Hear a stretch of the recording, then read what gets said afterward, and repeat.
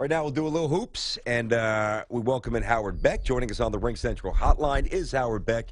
Ring Central, providing easy-to-use cloud phone solutions for your workforce and business communications made simple.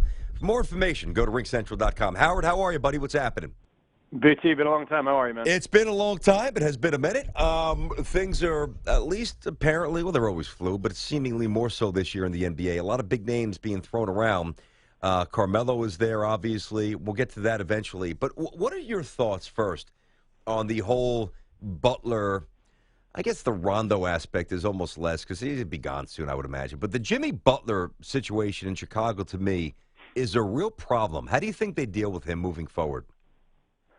Well, the difficulty for the Bulls is that, Jimmy Butler, a little bit of a late bloomer, but just keeps getting better the last couple of years in terms of his altogether, all-around play on the court. And, the guy's a stud. And, as you trade a guy like that, it's hard to get good return. And the question becomes, is he the guy that you can build around? I think there are some legitimate questions there. Or is he your best shot for a wholesale rebuild? I mean, the team they had that had become, an Eastern Conference power for that 5-year span or whatever under Tibbs, it had a ceiling on it. It had its limitations, most of it because of injury, frankly, because of Derrick Rose's knees and then just other guys wearing down. Mm-hmm. But they didn't ever – I think they came to terms at a certain point with the fact that era was crashing down, right? It was hitting its natural end. And the question was how to transition out of it. And moving Derrick Rose was right because he and Butler had wanted nothing to do with each other. Letting Joakim Noah was clearly the right move.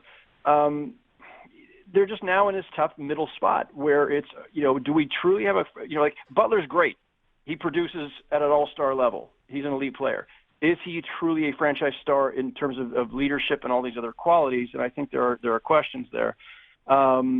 But you know what? There are teams out there that are willing to give a pretty good haul for him, I bet. Yep. And that's just a philosophical decision they got to make right now. I think that their decision was made for them this weekend. He said something. I want to play it for you. It's probably about 15 seconds, so bear with us here. But I played this a couple of hours ago on the show. To me, this is a real look into who Jimmy is, and I think he actually answered the question as to whether or not you can win with him as the main guy. Listen to this. I don't regret anything. I don't. Why? Be who you are. I think, like it or not, man, I'm me. I do things my way. They're not always perfect, and they never will be because everybody has different opinions on different things. But no, I don't regret anything. I'm sorry, but I like controversy. I like it. That last part, kind of a throwaway line. I like controversy. That's not what I want my guy saying. Do you know what I mean? Come on. No, I understand where you're coming from on this. I think we disagree on this. It's not that you necessarily want to invite controversy, but controversy, there's a concept called creative tension, right? And Phil Jackson, during his Lakers and Bulls days as a coach, I know everybody, like he's a bad word these days because of his leadership of the Knicks. But back when Phil was a highly successful coach, creative tension was something he used a lot. He didn't mind Shaq and Kobe going at it a little bit because getting guys a little on edge sometimes got the best out of them or it got people's attention. Jimmy Butler saying that he likes controversy, it's fine. It just depends on the context and the kind of controversy. You don't do it for the sake of doing it. You don't, just start throwing hand grenades in the locker room. You don't want, there are guys who can be incredibly disruptive, like a Dennis Rodman type, or to say Derrick Rose going AWOL on the Knicks. That's the kind of controversy you don't want. But tension based on guys calling each other out for, in the case of last week, Butler and Wade causing controversy because they basically said our teammates aren't fully committed or they're not hustling enough or they're not, I don't have a problem with that. I seriously don't have a problem with Dwayne Wade, a 3-time champion, calling out younger teammates for whether it's their work habits or their attitude. I had no problem with that. And that it was public and people said, it should have stayed in the locker room. It doesn't always happen that way. And you know what? Maybe those guys deserve to be called out.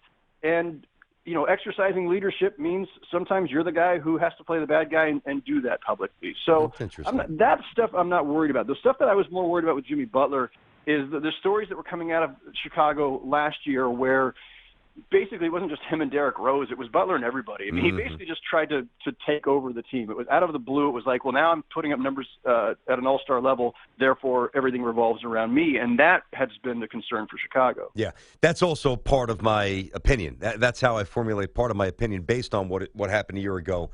Specific to calling guys out, I'm actually with you on that. That might ruffle a few feathers, but that's the old school way of doing it. That didn't bother me as much as the all-encompassing use of the word controversy, and he seems to have a lot. He may have overstated a little, right? Like he may have said a little too much. He may have said it a little too strongly. But I'm going to give him the benefit of the doubt and say that I think his sentiment wasn't necessarily off. Okay, we're talking to Howard Beck, Bleacher Report, with us here on Tiki and Tierney, CBS Sports Radio. All right, listen, I mean, the Carmelo Anthony saga, it has woefully failed in New York. No matter how much, Elvis, I respect him, all the points and all that stuff, and he's a great scorer, one of the best scorers of all time. He hasn't won anything. And I'm not talking about a championship. We know he's not LeBron. He has not even remotely elevated the moribund franchise that remains the Knicks. He has had no impact on the bottom line. I mean, that is really indisputable outside of the 154-win season. So having said that, and where he is contractually, we know he's got the hammer with the no trade, but it looks like he's easing up his sentiments on leaving. He knows they don't want him, so it's probably time to go. A new team's emerged. I don't know if you saw this report. We know about the Celtics and the Clippers. A little smoke coming from Oklahoma City. Who knows if he would even go there? But just engage us for a moment. If he ever paired up with Westbrook, would that work? Yeah, I had not seen that one, Brandon. So I'm not going to. I don't want to necessarily give it any life, but let's talk in hypotheticals here. The idea of a Westbrook Carmelo pairing, it seems flawed on its face for the obvious reasons that you've got two guys who both want to dominate the ball, and Westbrook and Durant were pretty successful despite, both of them needing a lot of usage, a lot of possessions. But it worked because they were both playmakers too. Like Durant's a really good passer, and we're seeing that in Golden State. And he also is an incredibly efficient scorer when he is shooting, much more so than Carmelo Anthony ever has been. And they got as far as they could. They made one finals, and then they made it. They made a bunch of conference finals. But this would be like a much worse version of that. Carmelo doesn't have Durant's athleticism or his length. He doesn't have his efficiency. He's way older. Mm-hmm. And, and there were tensions there. I mean, I reported on it last summer. There were tensions between Westbrook and Durant.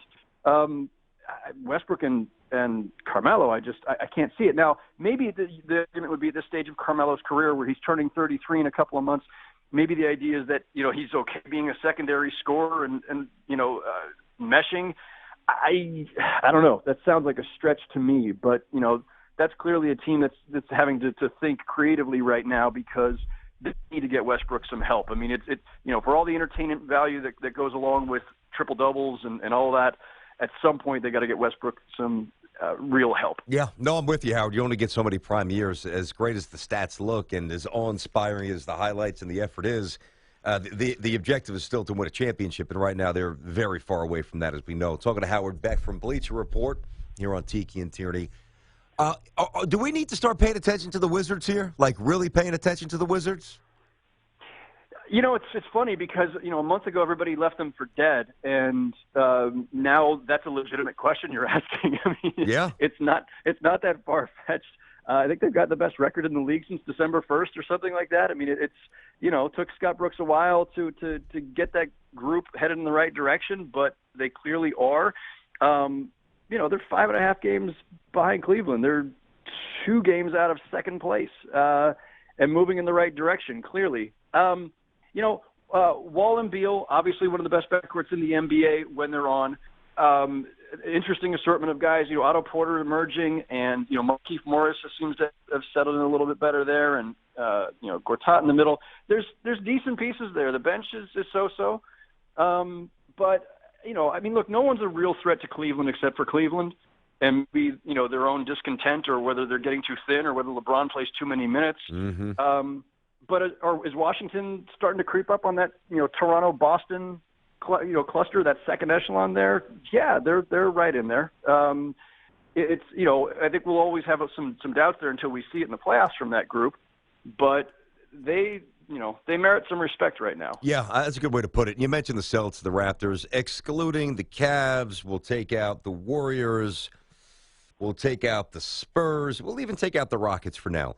So how about the Celtics, the Raps, the Wizards, the Clippers, and the Jazz? I'm not a big Hawks fan, but we'll throw them in there out of respect. They're in the top 4 in the East. Is there a move to be made for any of those teams where if they make a move that might be on your radar, could elevate them to maybe not legitimate contender status, but certainly a team you wouldn't want to face in the conference finals? Anybody? That's really tough. That's a lot of teams to consider. Utah's a team that is, the better than the sum of its parts kind of concept. They don't have a Durant type or a Curry type. They don't have what the Warriors have. They just have a lot of really, really good players. Could the Jazz, make a deal for somebody? I mean, here's the problem, BT. There really isn't. That player really isn't out there right now, I don't think. Unless the Bulls are moving Jimmy Butler. I don't know if Carmelo's the guy who's going to put any team over the top. It depends on where we're talking about. I've said all along, Toronto, if that Millsap thing ever, if Millsap ever, really got back on the market again, and Toronto could get Millsap, could Toronto maybe, give Cleveland a good push? Yeah, I think there's a possibility of that. If Boston got Carmelo, maybe, and again, I'm not necessarily sold on that scenario, but they certainly could use another scoring source. And depending on what they gave up, maybe. The Clippers, look, they just have to get healthy. I mean, the Clippers have talent. They've got, not just a threesome, but you add J.J. Redick in there. That foursome, when healthy, is really, really good. And people sleep on them because there's always an injury somewhere, and it just kind of has dragged down, I think, people's public perception of them. The Clippers are a damn good team when healthy. So there's not a move for them to make other than, as usual, they could use their wing defender and some depth. I don't know. We'll see as the next couple of weeks approach and we get closer to the deadline. I don't know that there's any one deal that's going to change the landscape or do anything to move us off of the inevitable Cleveland Golden State reunion in June. Nice job. That question had about 7 or 8 layers to it, so I appreciate you going through your audibles, your progressions in real time. Nicely done there. Howard Beck, Bleacher Report. We'll keep reading. I know we'll chat down the road. He is Howard Beck. Thanks, buddy.